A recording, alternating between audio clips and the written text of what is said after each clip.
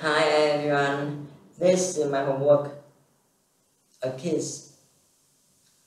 Carlos buys the new car. It's very expensive car. It's a huge, blue and fast car.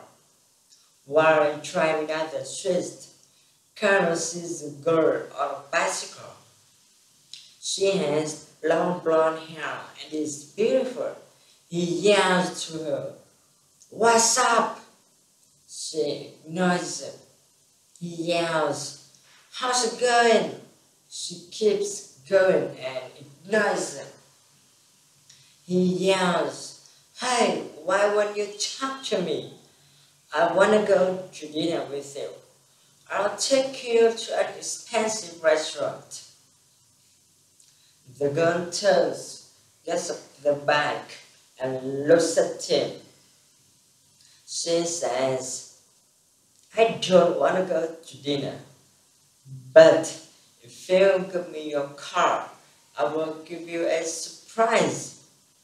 Carol says, "Okay." He jumps out of the car. Gives her the keys and says, "Here are the keys."